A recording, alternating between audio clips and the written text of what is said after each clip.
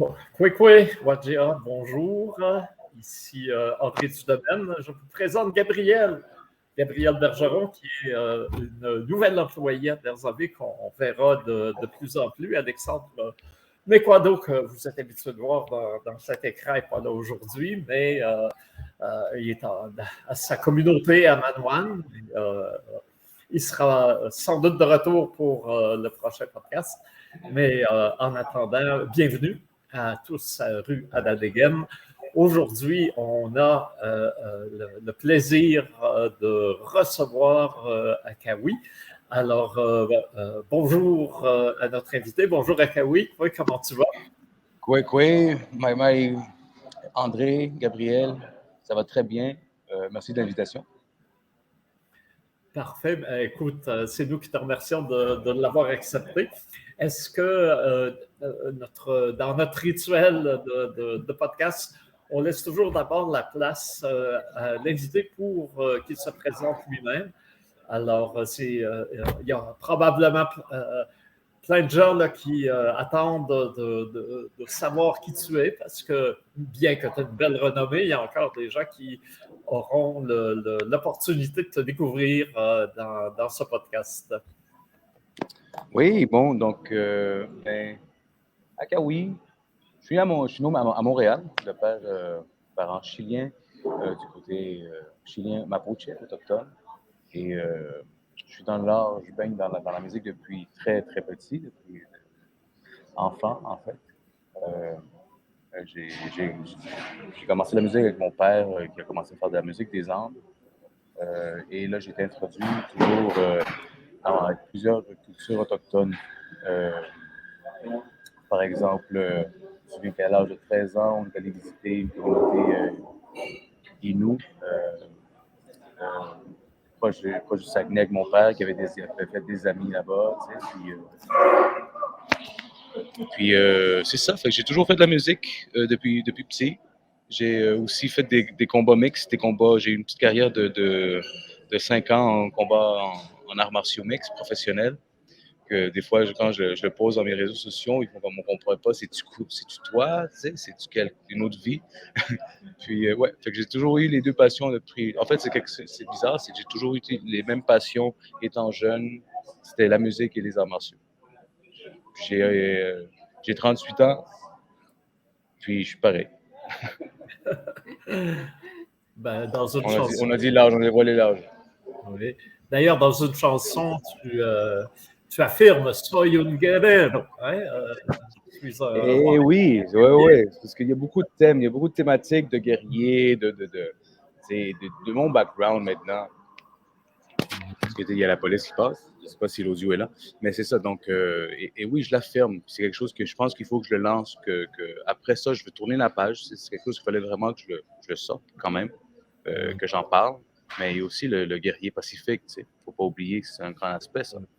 Le guerrier pacifique, et je pense que c'est à la base qui est plus important que juste un guerrier, tu sais.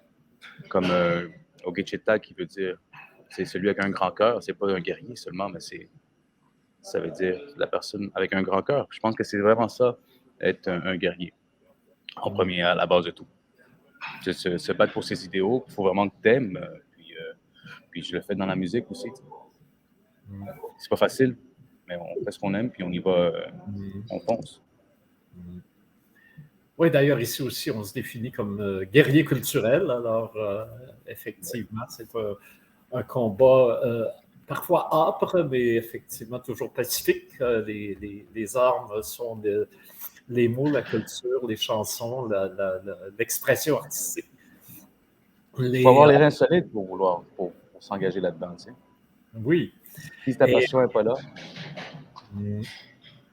Et d'ailleurs, il y a quelque chose qui m'a frappé, évidemment, à mon âge,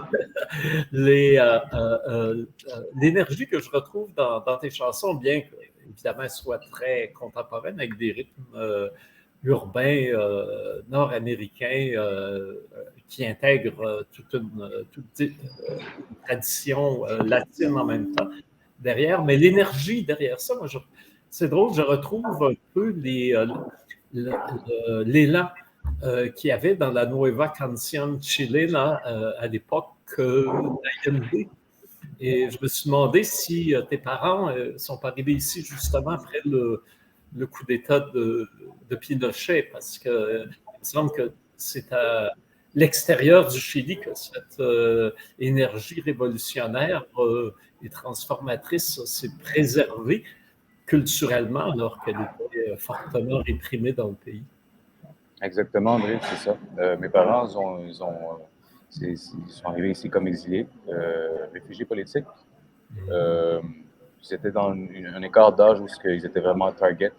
Mon père, il vient d'une population d'un quartier qui s'appelle Rosita Renar, qui est à 3 coins de rue du stade national, où ce qu'on tuait, où ce qu'on a torturé plusieurs, ce que se faisaient les fusillades, tu sais. Donc, c'était très rock and roll. Et habiter dans ce quartier, il me disait, écoute, tu te réveillais le matin puis tu voyais des corps étalés dans la rue. Ça. Et donc, ma mère aussi, elle venait juste d'accoucher de ma soeur la même année. Ma soeur est née le 14 novembre 1973. Le coup d'État est parti le 11 septembre 1973. C'est rock and roll. Elle m'a dit comment il a fallu qu'elle aille à l'hôpital, drapeau blanc, parce qu'il y avait un couvre-feu, puis l'armée était dans la rue. Donc, ça, je vais toujours remercier mes parents d'avoir fait ce trajet. Parce que c'était pas évident. Il y a plein de personnes qui ne savaient pas comment. Et ici, je te dis comment mon père est arrivé ici, on en aurait pour toute l'après-midi. Parce que c'était vraiment comme de fil aiguille. Comment est-ce que tu fais pour... Tu ne pouvais pas en parler. Tu disais que tu voulais partir du pays, puis que tu étais communiste. Plein de gens comme dis pas ça, on n'en parle pas. Personne ne voulait vraiment l'assumer. Et c'est ça, mon père est arrivé ici en 78, ma mère est arrivée une année après, en 79. Et c'était l'intégration à une nouvelle culture. C'est la première vague, ou peut-être deuxième vague de Chiliens qui sont arrivés à Montréal.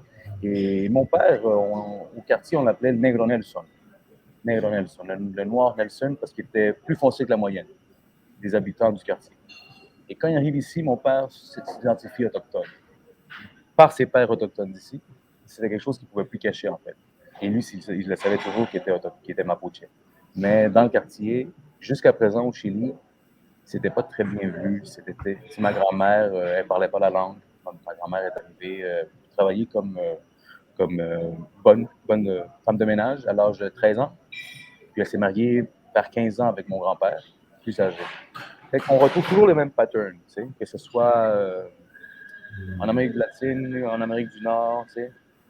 On trouve toujours pas mal les réalités autochtones. C'est une femme qui ne savait pas lire, c'est mon grand-père qui lui a appris à signer son nom.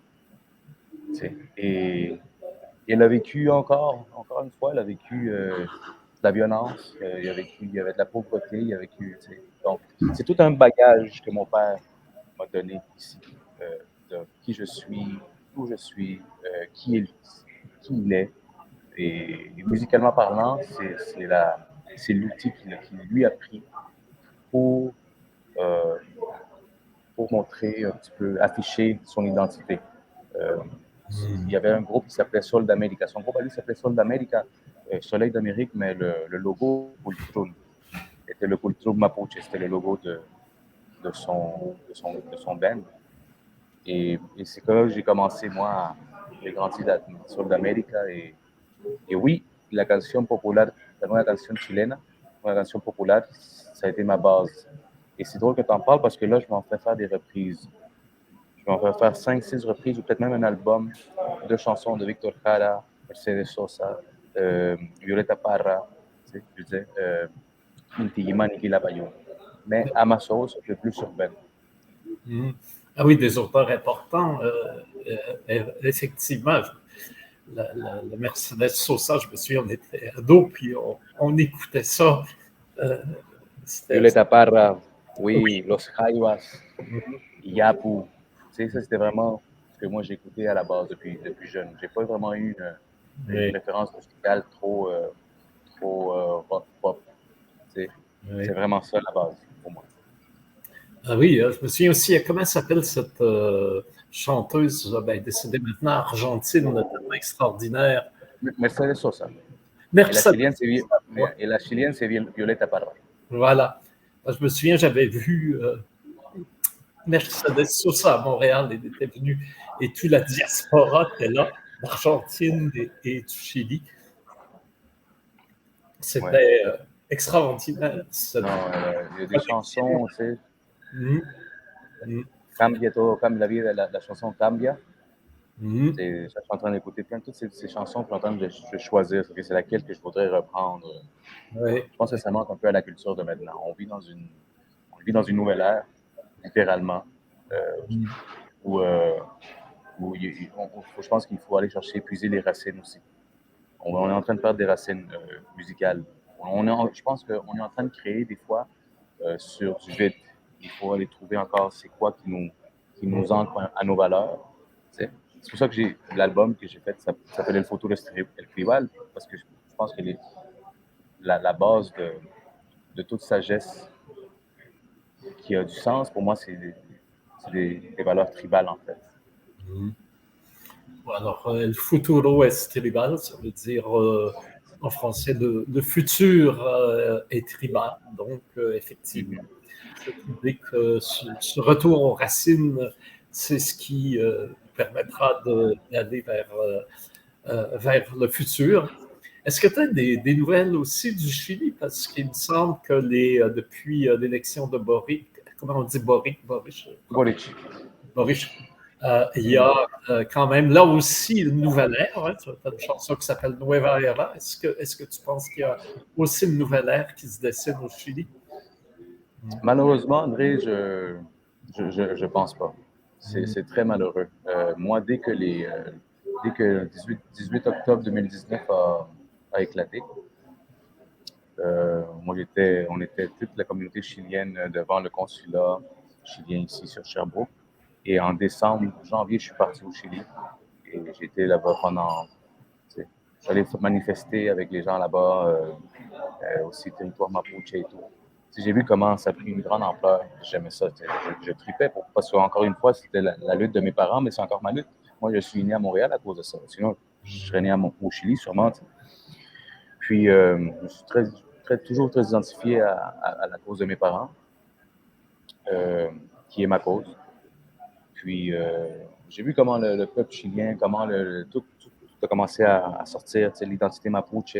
C'est fou parce que c'est la première fois au Chili que le peuple, à 85%, s'identifiait au drapeau mapuche qu'au drapeau chilien.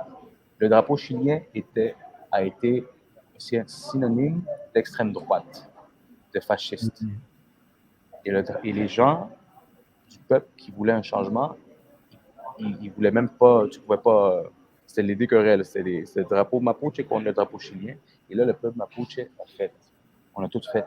Mais qu'est-ce qui se passe ici, tu sais? Puis, pas mal de leaders étaient comme, j'espère que ça va pas juste une mode parce que on a tu sais, selon l'histoire de notre pays, l'État nous a toujours tourné le dos.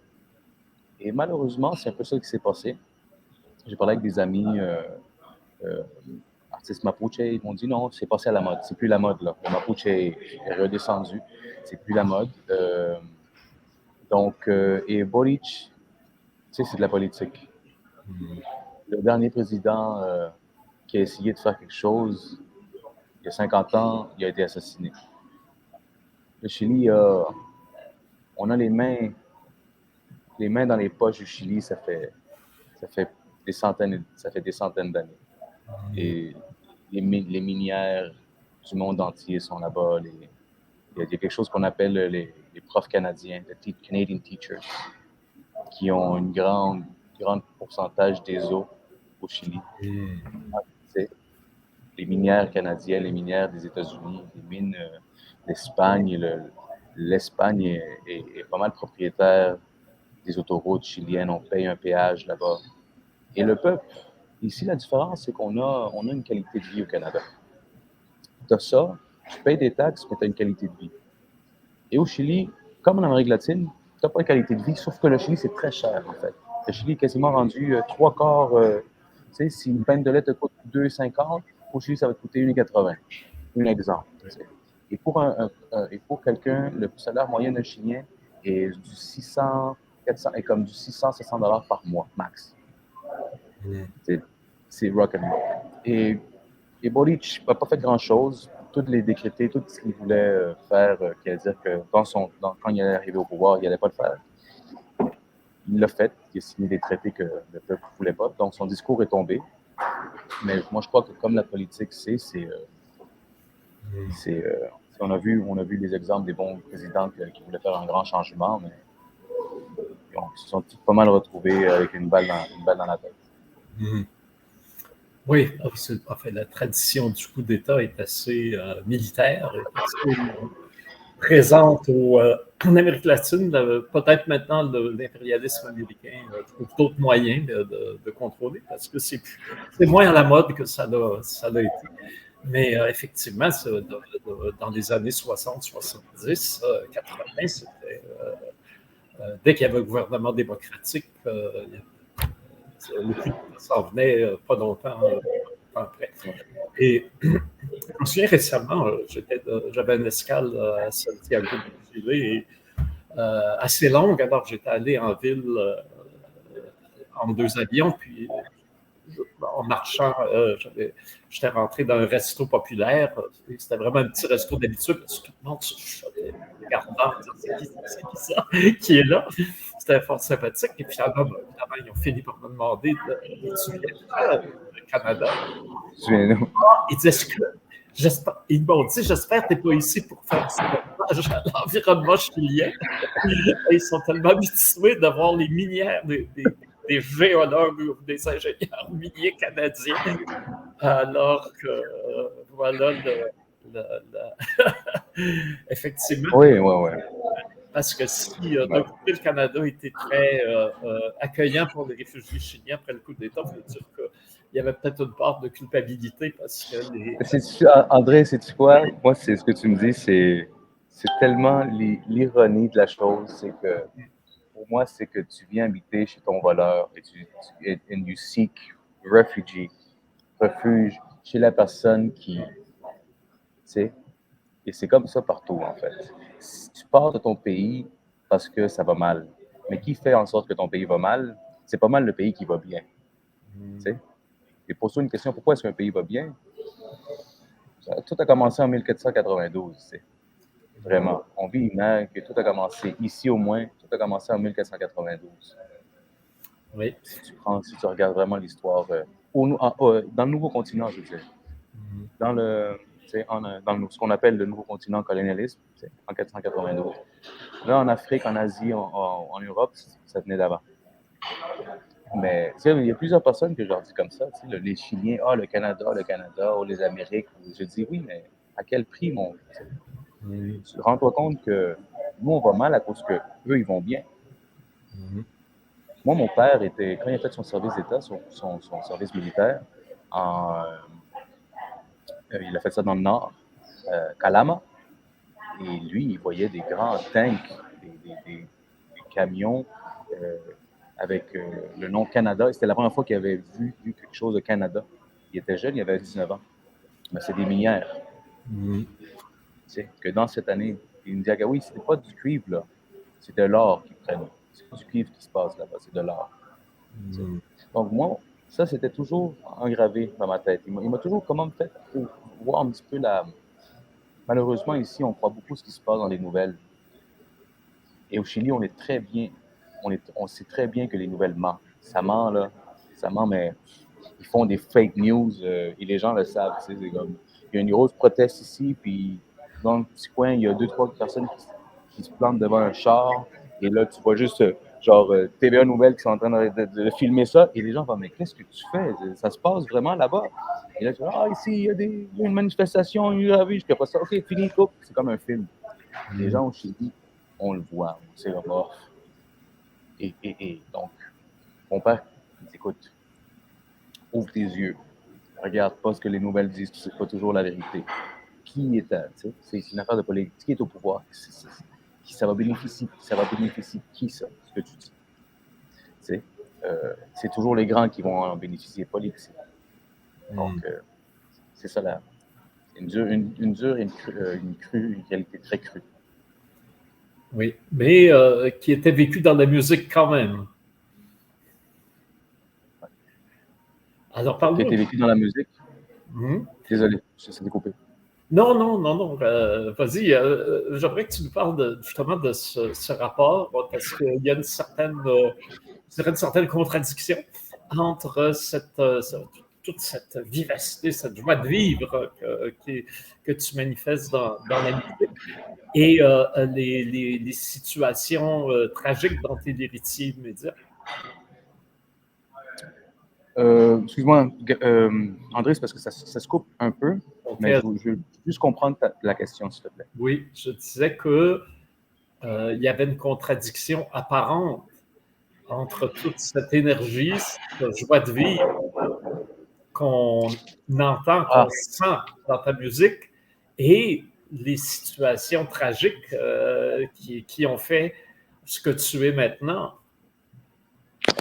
Oui, je pense que ces dernières années, ces dernières 5 ans, je vais au Chili très souvent. Et je me suis rendu compte de quelque chose. En fait, c'est tu maintiens un peuple. Parce qu'au Chili, on a gagné le droit pour une nouvelle constitution. Et l'extrême droite a manigancé un petit choc, tu sais, the shock treatment. Et le peuple a eu peur et they retracted et ils n'ont pas voulu accepter la nouvelle constitution. Et encore une fois, après ça, moi, j'ai un petit peu comme, j'ai dit, qu'est-ce qui se passe? T'sais? Pendant 2 ans, 3 ans, on voulait, il y a des gens qui sont morts, il y a des gens qui ont perdu un œil. Dans l'appartement où j'habite au Chili, mon voisin a perdu un œil. Moi, j'ai vu des gens perdre un œil à côté de moi. J'ai vu un gars mort à 50 mètres de moi qui est tombé dans une fossée. Il y avait le camion qui passait, qui jetait de l'eau. Puis il y avait un trou d'un égout, puis le gars il est tombé, puis il est mort. Ça a passé aux nouvelles, puis j'étais à 50 mètres. Puis bref, c'était rock and roll. T'sais. Puis quand le peuple dit non, on retraque parce qu'on a eu peur, pour moi c'est un manque d'éducation des gens. Malheureusement, c'est un manque d'éducation. Et je crois que vraiment, pour qu'on ait un grand changement, il faut éduquer l'être humain. Et je me suis rendu compte que ça doit commencer par nous. Et là-bas, on a des gros complexes et on voit très petit, en fait. Et c'est ça le problème. C'est quand toi-même, tu t'imposes et tu ne vois pas grand, ben, on ne va pas te donner ce que tu mérites. Vous comprenez? Absolument. Ouais. Et on maintient le Chili. Je le vois, le discours de ma mère, le discours de mes parents, c'est un discours très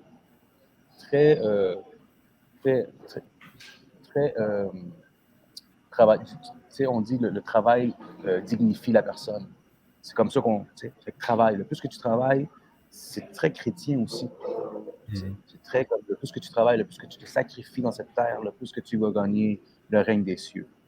Tu sais, donc, sois humble, vois petit, c'est ça. Et au Chili maintenant, avoir de l'argent, on va toujours te comme, si tu as trop d'argent, c'est comme c'est mauvais avoir de l'argent au Chili. Si tu en as trop, on ne peut pas trop, il faut qu'on reste petit. Parce que si tu en as trop, tu fais partie de l'autre gang des opposés, de los cuicos, des riches, des fascistes. Donc, dans l'univers quantique, là, moi, je lis plein de livres là-dedans, j'adore ça. Si tu es en train d'envoyer un message, en fait, tu envoies des signaux opposés à l'univers. Tu veux sortir du quartier parce que ta réalité est misérable, mais en même temps, tu ne veux pas avoir ce que l'autre a. Parce que si tu as ce que tu as, lui, t'es un pourri, t'es un pas bon. Donc, d'ici 100 ans, si tu penses comme ça, ben, en 100 ans, on va retourner au Chili, les générations futures, puis ils vont dire, ben, tu sais quoi, grand-papa, que oui, je pense que le Chili n'a pas changé, il est encore comme ça. Parce qu'on répète Et on vit sur les mêmes blessures émotionnelles qui se répètent dans le physique, dans le monde physique. Et là, moi, j'essaie de changer le discours. J'essaie de changer dans ma musique, en moi-même, comment je m'habille, comment est-ce qu'on... Et je pense que ça se fait par la joie, ça se fait pas seulement par le Wai-Chan, qui est la lutte. Non, ça se fait plutôt par la joie. Change le synonyme de fou est de vouloir un résultat différent en empruntant le même chemin. Si tu veux quelque chose de différent, essaie d'emprunter quelque chose. Les arts sont différents maintenant. Victor Kyle, on l'a coupé parce qu'il faisait des beaux chants de révolution à la guitare il y a 50 ans. On lui a coupé les mains et on l'a assassiné. Je pense que maintenant, ce ne sera plus le cas. Donc, il faudrait peut-être changer et éduquer la jeunesse de que on peut y arriver, mais c'est par l'amour, par l'union, un peu plus dans l'harmonie que dans le... Et les peuples autochtones ici, ou en Amérique, dans l'île de la Tortue, en Amérique du Nord, ils l'ont compris. Ils ont commencé à se... Il y a un grand empowering. Tu le vois dans des groupes de hip-hop, comment ils s'habillent. Moi, je pense à un groupe en particulier, Snarly Res Kid. Ils ont fait un vidéoclip qui s'appelle Bougie. Bougie Native. Et j'ai fait une chanson en m'inspirant de ça, qui s'appelle Que suene el cool cool, que le cool cool c'est la corne, que le huerquen, Mapuche, huerquen c'est le messager. Et quand il y a n'importe quoi, quelque chose d'important, un meeting ou une guerre qui s'approche, lui, il faut qu'il sonne sa corne dans la communauté. Tout, tu sais. Puis il y a des différents phrasés de cordes. Que suene el cool cool, que le cool cool, on l'entend, qu'il sonne, pour dire on est présent. Mais dans ma chanson, je parle pas de la négativité. Ce que je veux pas, on l'a écouté, on le sait que le Mapuche, on le traite de indien sauvage, de paresseux, de alcoolique, on le traite d'inculte. Et si moi je m'en vais en tant que Akawi, Chilien, Mapuche, et je commence à dire la même, ben, sais-tu quoi? Les personnes, ils vont me regarder de la même façon, puis je suis en train de donner le même discours de mon peuple. Mais Bougie Native, ils sont allés écoutez, nous on mange des fruits de mer qui est cher, on mange de l'homard, on est du turquoise, mes tresses, tu sais, on se la pète. Le Chilien, le Mapuche là-bas a peur de se la péter. Parce que dans lui, encore, malheureusement, il croit encore. Et c'est difficile de sortir comme hey, je suis un Indien beau, orgueilleux, mon tissage, mes macoun, c'est mon poncho, là, macoun, c'est cher. Tu comprends? Ils ont peur de la péter aussi parce que c'est une image très capitaliste. Donc, on reste dans le... Et comme moi, je suis ici et je pars là-bas, je dis, ouais, mais veux pas, si tu veux te faire respecter, tu peux pas vendre je sais pas moi, ta pièce de porcelaine à 2 piastres. Vends-la à 10 piastres ou vends-la, vends-la plus cher. Ouais, mais c'est parce que là, j'ai oublié le peuple. On voit-tu un petit peu comme le cercle vicieux? Que c'est comme, OK, mais où est-ce que ça va? Bougie Native, pour moi, c'est un exemple de pièce et de comment est-ce que les peuples autochtones ici commencent à se reprendre. Je vois des modèles autochtones, je vois de la musique autochtone de fête de qualité, je vois des mets autochtones, des restaurants qui sont en train, OK, on va vendre ça, mais on va donner la juste valeur à qui on est en tant que peuple. Là-bas encore, on est encore dans l'amertume, on est encore dans le self-pity. Et ça, il faut que ça change si on veut un résultat différent. Oui. Peut-être parce que j'ai rencontré plus les Mapuche militants. C'est drôle, j'ai pas du tout cette image-là. J'ai voyagé très peu, mais enfin quand même quelques fois dans la région de Temuco et les communautés où je suis allé, c'était assez héroïque, hein, tu vois, comment toute la forêt a été rasée, que les eucalyptus transgéniques partout, et les petites communautés Mapuche qui sont là à arracher les arbres, à faire des tomates, des petits bouts de terre qui peuvent aller rattraper, qui sont en conflit avec les grands propriétaires terriens. Les forestières, ouais. Ouais. Alors donc... il y a quand même une résistance importante. Oui, la résistance, elle est là. Oui, la résistance, elle est là et il faut qu'elle continue parce que moi, j'ai mes amis qui me disaient, ah oui, comment est-ce qu'on fait qu'eux, ils partent? Ben, en soirée, on vient puis on allume leur truck puis leur bulldozer puis on incendie ça, mon chum.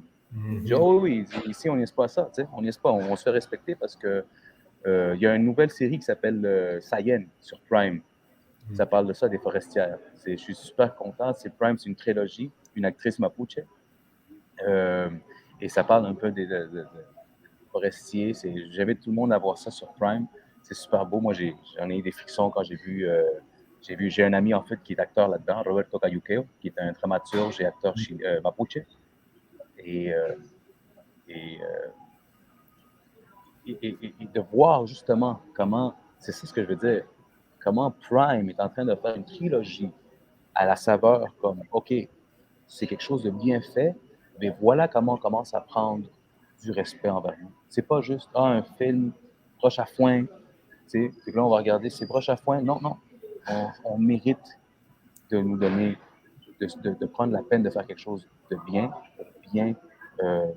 représenter nos communautés puis notre histoire. Vous comprenez?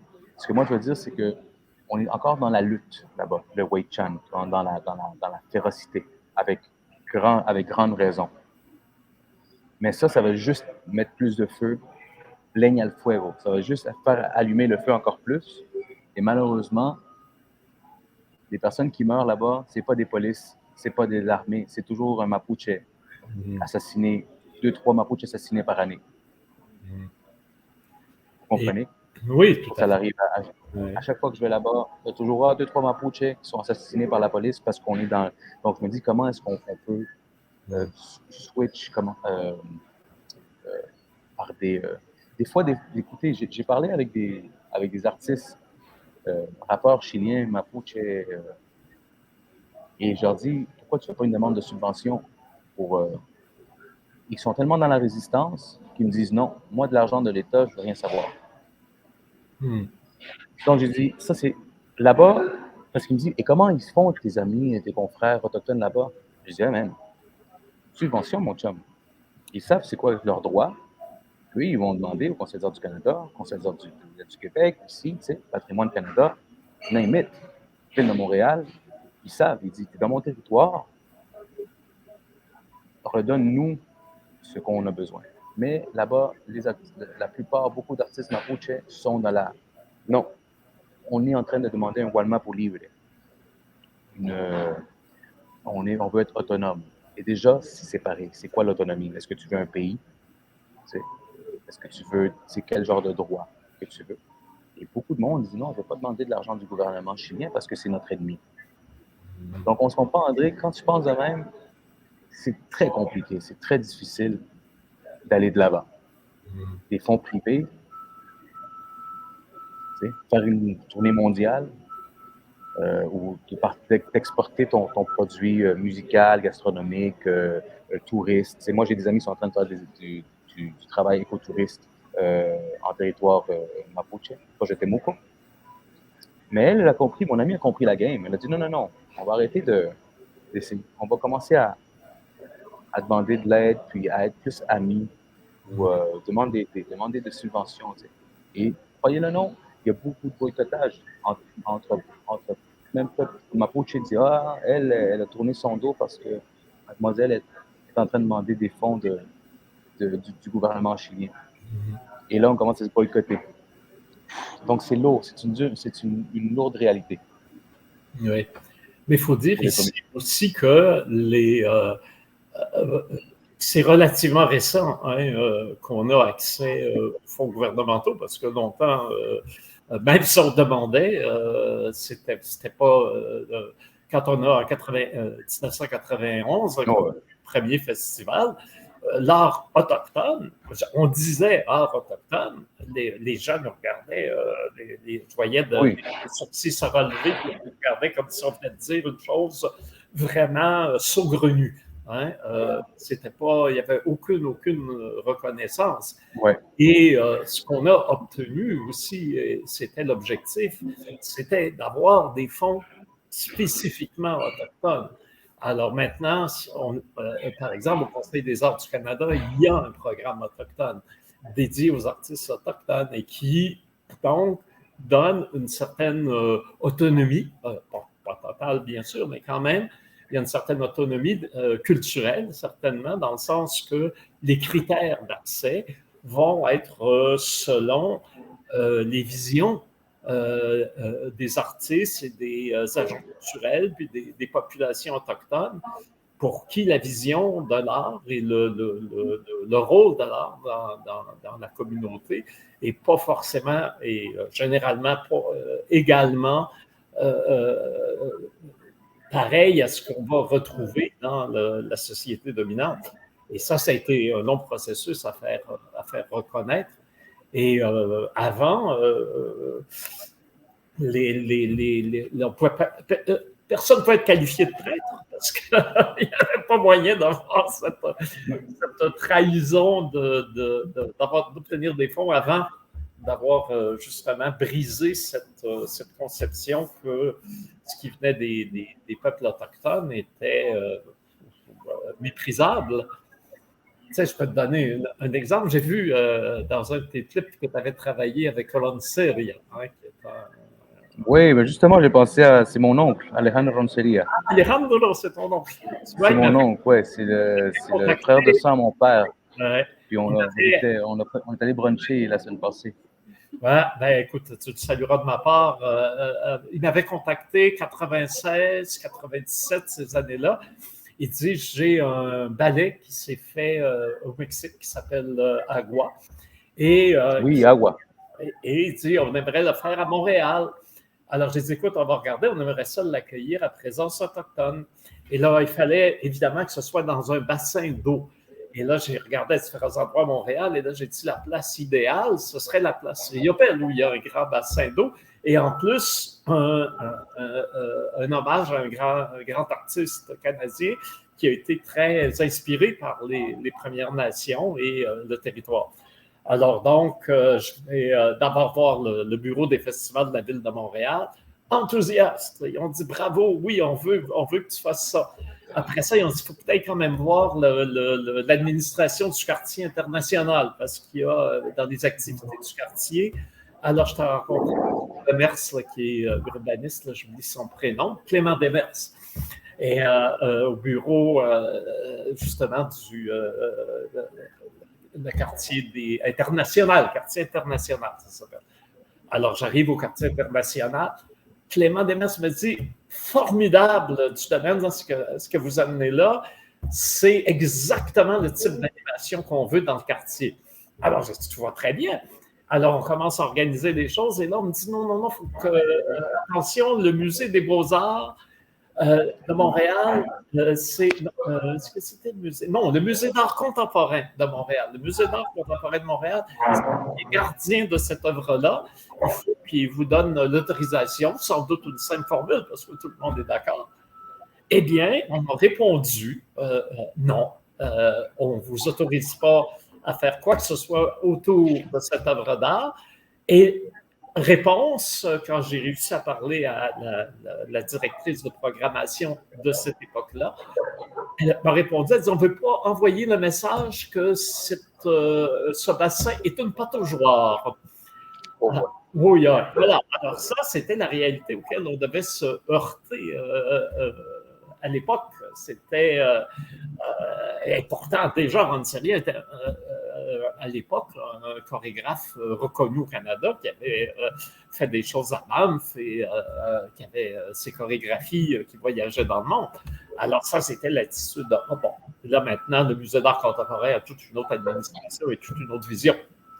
Dieu merci, mais reste qu'il a fallu longtemps, on a frappé longtemps ce type de mur-là avant de pouvoir arriver au rendu. Et quand je rencontre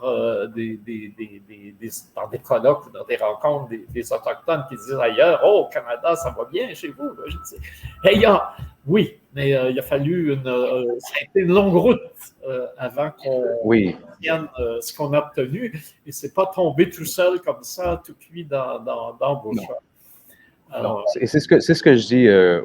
En fait, c'est ce que je dis. Je pense que la réalité autochtone, le mindset, on est en Amérique latine, on est 50 ans en arrière encore. On est 50 ans en arrière. Écoute, avoir travaillé avec la Red Infancia Mapuche, c'est un organisme qui en aide aux enfants mapuche qui ont été victimes de maltraitance liée à la police ou à l'armée.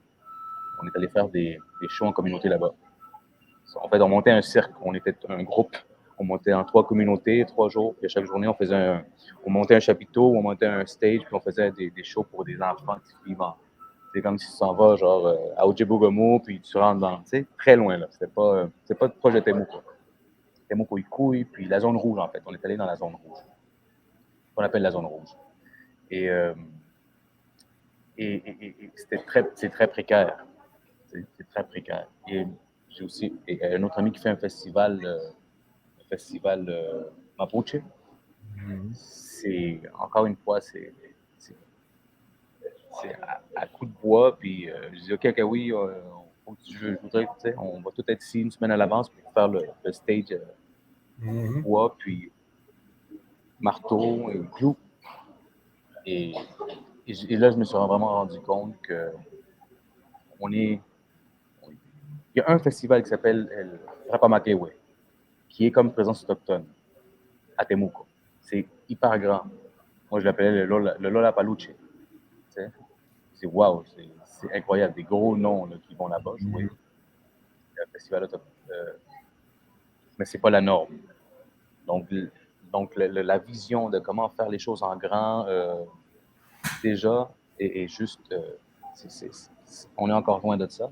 Et les personnes à Santiago n'ont aucune idée, en fait. Ils ne connaissent pas c'est quoi la réalité des artistes mapuche. C'est quoi les noms. Je suis bien placé pour te parler parce que quand il y a eu la révolution, en tout cas l'estallido social, il y a eu des cabildos. Cabildos, c'est des petits des regroupements pour... il y avait des personnes de l'industrie musicale importantes au Chili. Et quand on a commencé à parler et moi, ils ont voulu, oui, je pense que tu serais cool, tu serais bien dans un contexte pueblo originarios, musique. J'ai dit, OK. Fait que moi, on commençait à parler et j'ai commencé à sortir des noms d'artistes. Et personne n'en connaissait un. Et ça, c'est des personnes qui voyagent en showcase, qui viennent à Montréal, qui voyagent pour représenter l'industrie chilienne. Et quand j'ai commencé à sortir, connais-tu tel artiste, connais-tu tel artiste, connais-tu tel festival? Eux, ouais, non, laisse-moi écrire ce nom. Et là, je dis, il y a un grand problème. Si moi, en 2-3 ans, je suis allé connaître, tu sais, faire des recherches, je suis allé à Gorbea, je suis allé pour voir où venait ma grand-mère, je me suis fait du lien d'amitié d'une famille à Cholchol. Et moi, j'ai commencé à connaître tout ça. Et toi qui ici, qui se dit messager ou représentant de la culture et des artistes et qui veut être en train d'essayer de pousser des artistes, tu connais aucun artiste de ce que je t'ai nommé, il y a un problème. Il y a un problème d'intérêt, il y a un problème on est encore loin. Mais ça s'en vient. Je pense que les personnes là-bas commencent à switch. En fait, on a besoin d'ambassadeurs. Et il y a quelques personnes que je vois de loin, que j'ai connues, qui commencent à travailler très bien, en fait. Et ils sont en train de mettre les artistes et l'art, non seulement mapuche, mais autochtone, à un autre niveau. Oui, ici, il faut dire, on a eu des artistes. On a eu des artistes comme Tastin au niveau musical qui ont effectivement fait péter tous les structures qui enfermaient l'art autochtone dans un recoin des réserves pour puis quand il y a eu une reconnaissance internationale, c'est là aussi qu'il a commencé à avoir une reconnaissance Une ouverture. Une ouverture, et ça a effectivement brisé une image négative qui était associée. C'est vrai aussi, là, puis pourtant c'est récent, là, on parle de l'an 2000 de Zacharias Kounouk. Il y avait de la misère, là. Il avait fallu signer des pétitions pour que Téléfilm mette l'argent pour finir à Tamarjoat, l'homme rapide, le film. Et en 2000, quand il l'a terminé, il est accepté à Cannes et gagne la caméra d'or. Et là, après, Téléfilm, toutes les affiches partout dans leur bureau. En gros, l'affiche du film en Tamarjoat, on était très fiers, mais il a fallu là aussi vraiment des pressions acharnées pour que ce film puisse se compléter et sortir et finalement avoir le succès qu'il a eu. Et en bout de ligne, tout la transformation dans l'image associée aux arts des premiers meubles que l'œuvre a pu amener. Exact. Écoute, et des personnes comme mon oncle, tu sais, comme Alejandro Ronceria, qui ont eu une formation en ballet, tu sais, très, très élevée, et qui comprend les autochtones, et qui font des projets, et qui forment des personnes, qui forment des nouvelles générations, tu sais, une génération maintenant de danseurs autochtones qui tournent le monde avec leurs pièces en théâtre, en musique. C'est super important.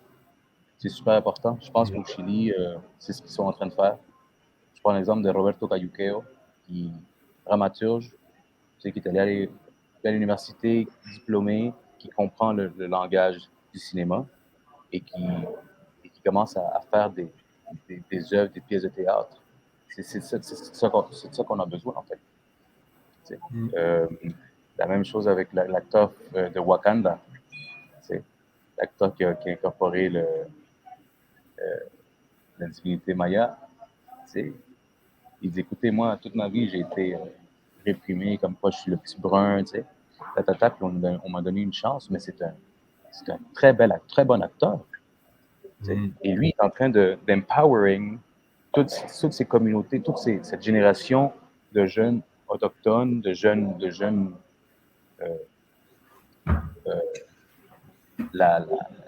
ce qui s'en vient, l'avenir, tu sais, les prochaines jeunes générations futures.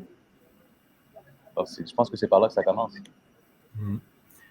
Effectivement, c'est peut-être moins connu à Montréal, mais à Banff, il y a eu une formation formidable et notamment Alejandro en a été une partie prenante, une formation de danseurs autochtones et maintenant qui sont des chorégraphes connus.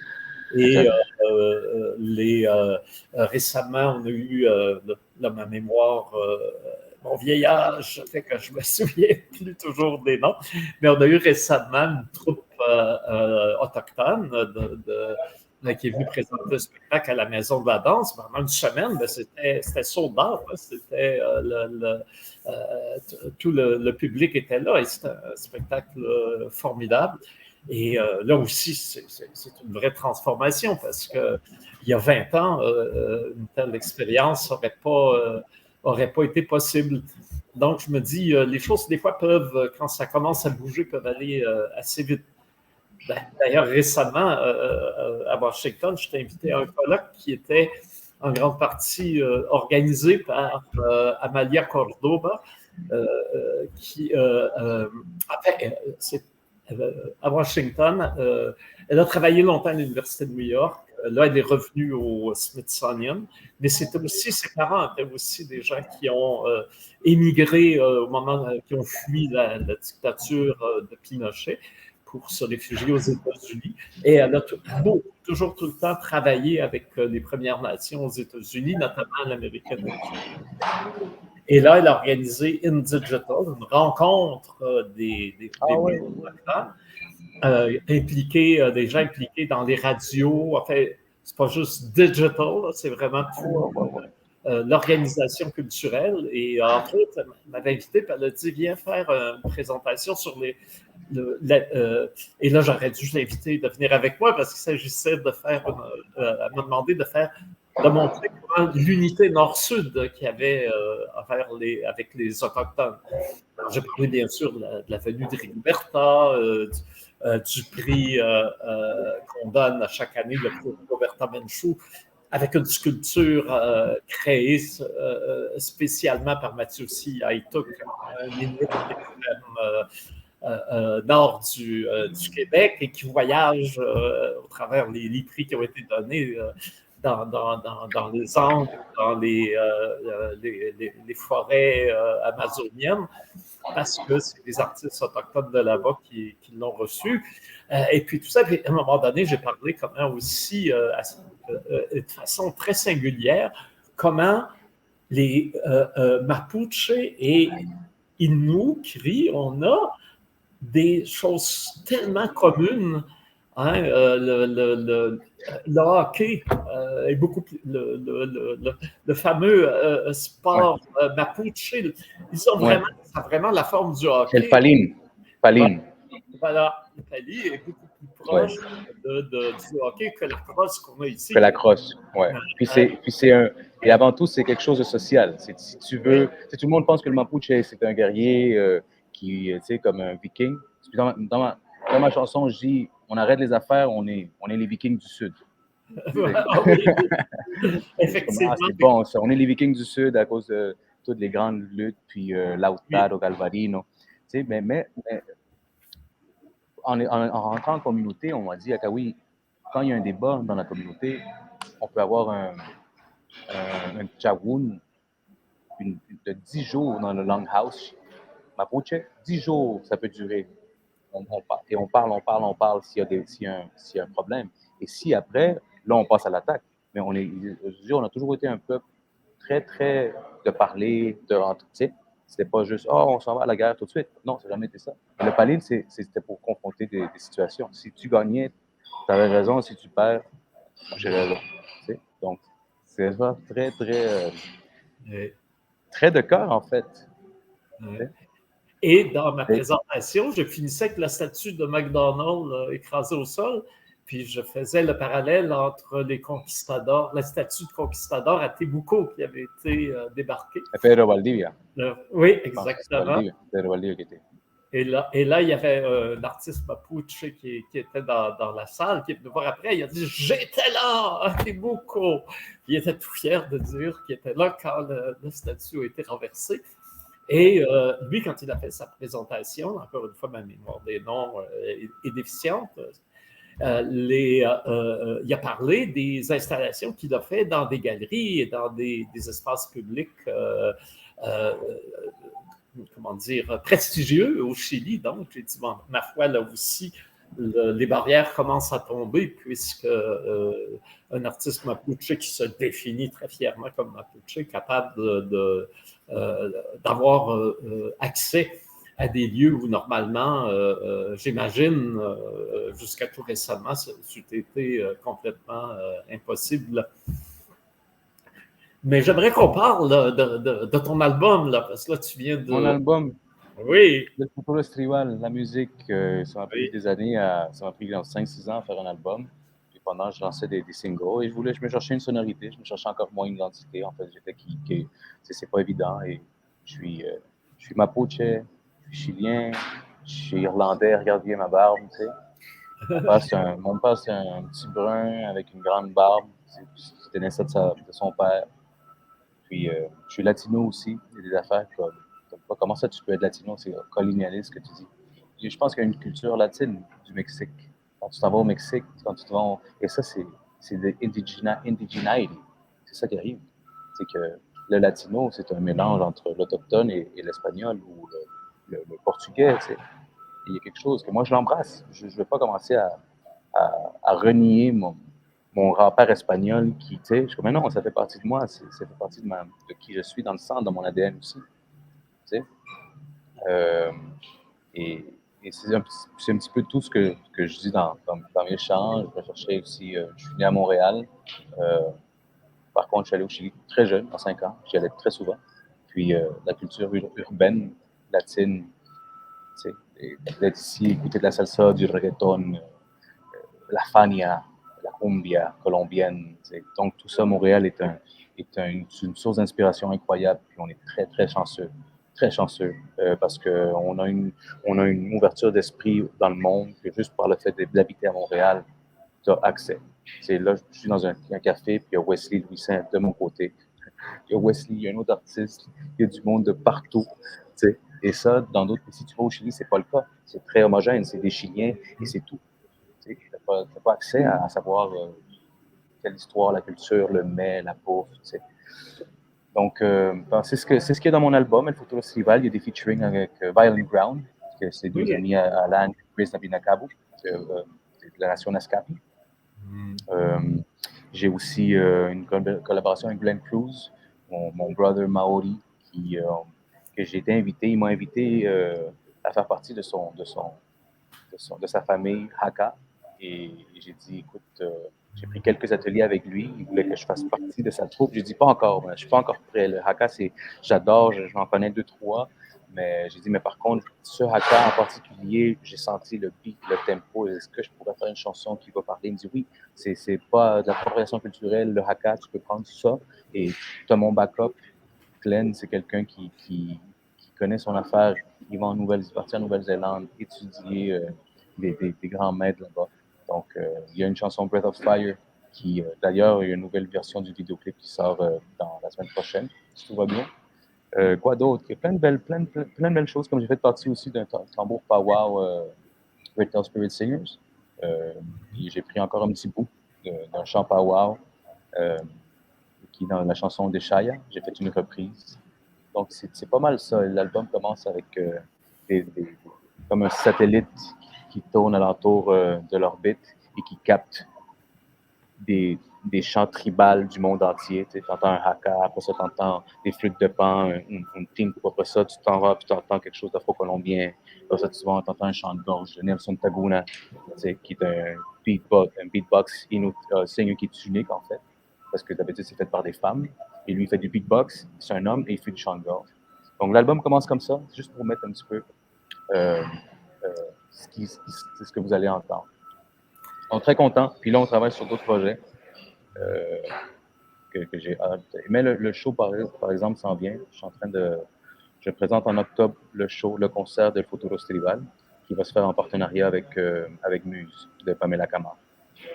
Parfait. Est-ce que tu vas faire un bon show, quelque chose de bien, là, une expérience. À rentrer, voir le show, c'est pas juste des chansons collées, non. Il va y avoir une dramaturgie là-dedans, il va y avoir un texte, un dialogue, il va y avoir des intro, outro, des chansons, 4 musiciens. Je veux quelque chose de beau.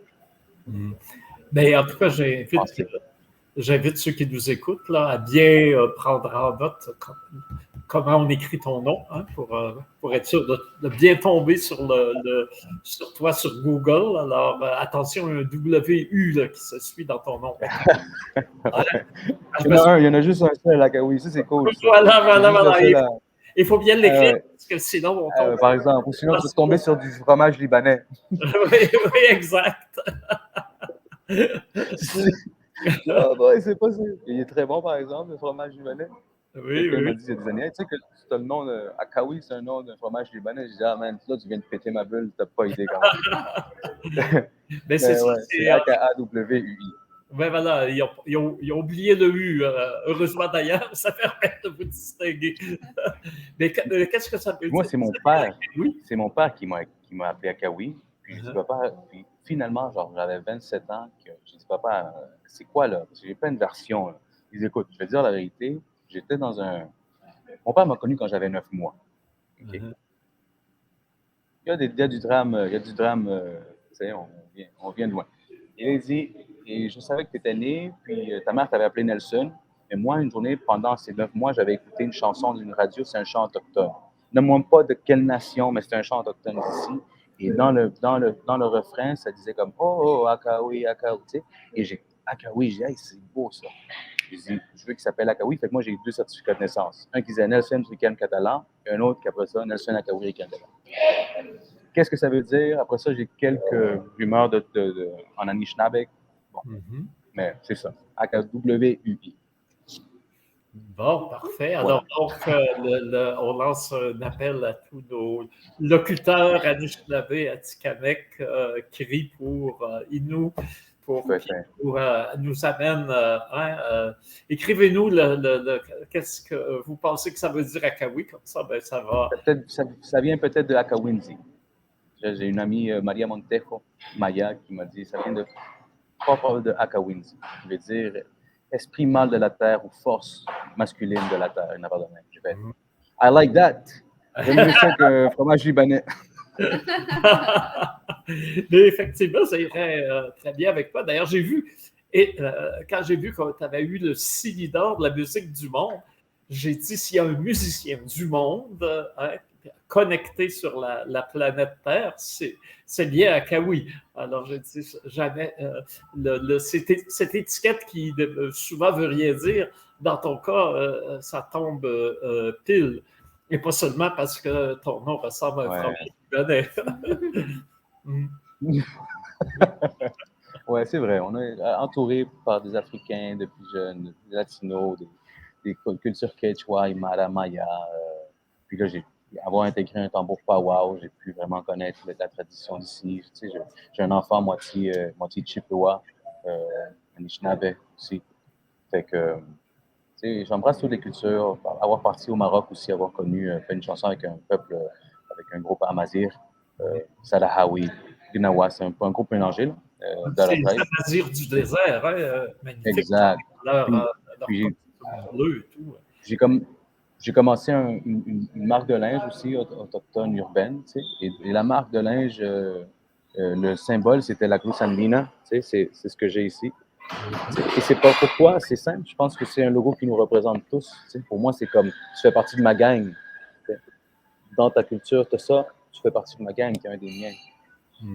Maori, ils l'ont, Amazir, ils l'ont, Inca, Mapuche, ici, autochtones ici, partout, tout le monde là. Tu t'en vas à Ganawag, il est là. Pour moi, c'est ça, on est la famille. Il n'y a pas de. En Afrique, non, on est la famille. Il n'y a pas de. Ah oui, non. Tu as ce logo-là, tu fais partie de les miens. Tu sais, on dit alors. Oui, d'ailleurs, une fois, j'invite à aller sur Google et surtout à voir les vidéos. Parce que, effectivement, quand tu es avec les Amazirs, tu es au Maroc. Quand tu es avec les Maoris, tu es à Aotearoa, en Nouvelle-Zélande. On s'en vient quelque chose avec ça. Là. On va faire un featuring avec un rappeur, je suis en train de dire, mais on s'en vient avec une nouvelle version de Breath of Fire. Puis si tout va bien, si Genetchen le permet, on s'en va en Nouvelle-Zélande, on a à Aotearoa, puis on va faire une nouvelle version là-bas. Ouais. Puis évidemment, tu as tourné en Bolivie aussi, je pense, au Pérou avec les. Non, au Pérou, on est allé faire au Pérou. J'ai filmé un vidéoclip au Machu Picchu. Quelque chose d'extrêmement illégal. Au Machu Picchu, tu n'as même pas le droit d'apporter un instrument avec toi. Puis moi, j'ai camouflé une quena, puis je voulais triper. Tu sais, j'ai dit, je vais jouer. Je suis la famille péruvienne du Cusco. J'ai une cousine moitié cusqueña chilienne. Puis son oncle, son père, est guide touristique. Puis j'ai dit, Aníbal, je veux jouer le Condor Pasa au Machu Picchu.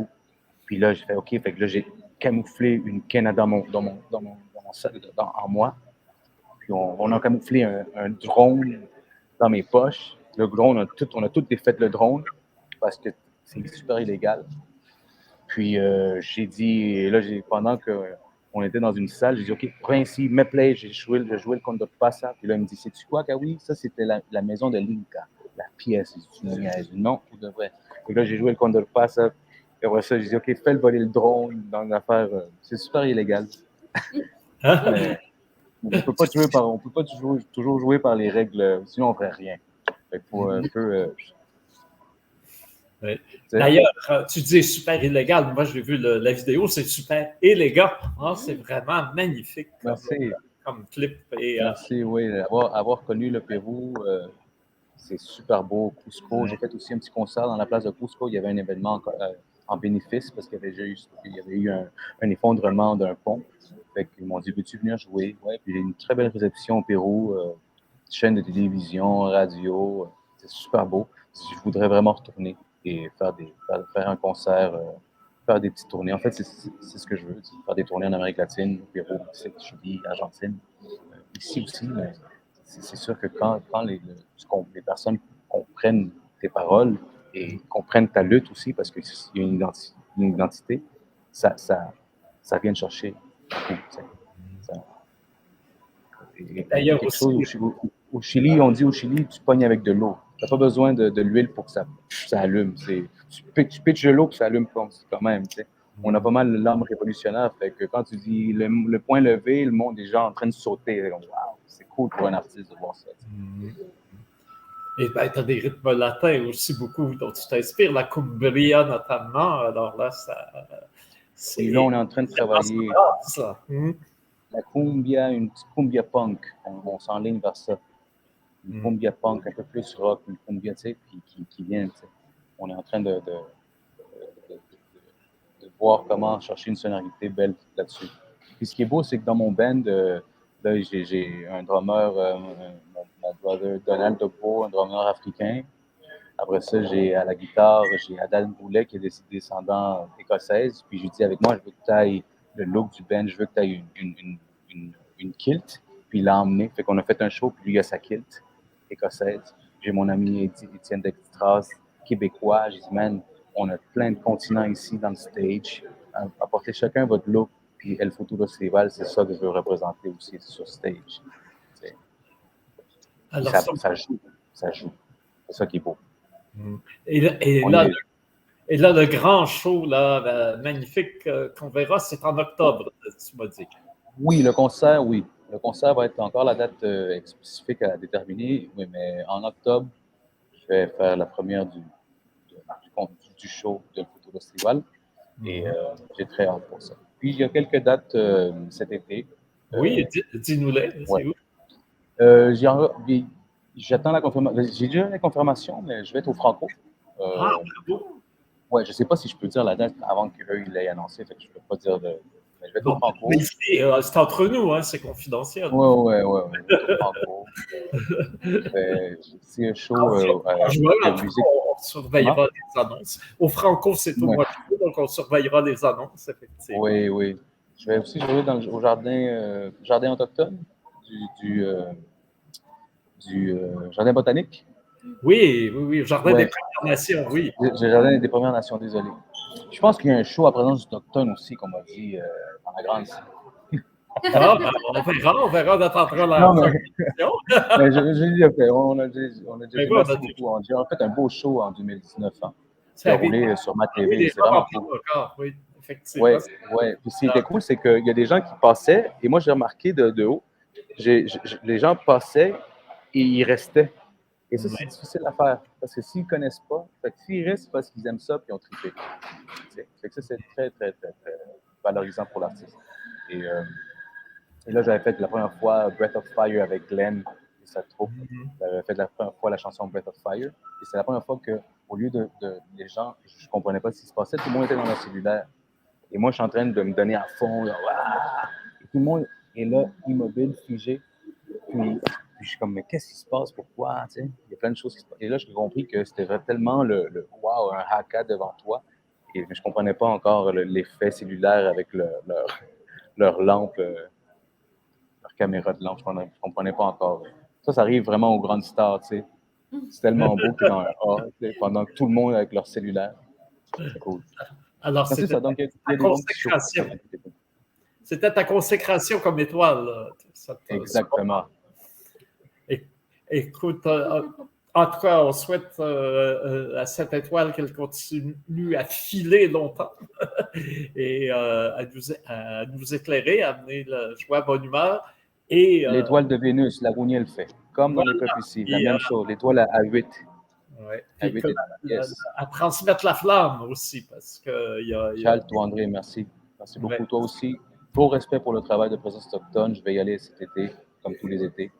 peut-être on va m'appeler pour drummer. J'ai drummé l'année passée avec Buffalo Hat Singers. Oui. C'est super cool. Moi, j'adore drummer. C'est quelque chose que si je pouvais le faire tous les années, je le ferais. Ben oui, ben écoute, tu es toujours le bienvenu, évidemment. Et c'est toujours un plaisir de causer avec toi. Puis surtout aujourd'hui, ben là, de connaître davantage ton parcours. Et aussi ton parcours, non seulement derrière, mais aussi ce qui s'en vient devant. Parce que là, avec un album et un show, là, c'est la gloire mondiale qui t'attend. Inch'Allah. Inch'Allah. Voilà. Alors, merci encore. Merci à vous. Voilà, et là-dessus, ça va clore notre rue Adadégan, notre séjour sur la rue Adadégan aujourd'hui. Et on se retrouve la semaine prochaine, mercredi, rendez-vous du mercredi midi. Merci. Beautiful. Bonne journée, André. Ciao tout. Au revoir, Gabriel. Merci beaucoup.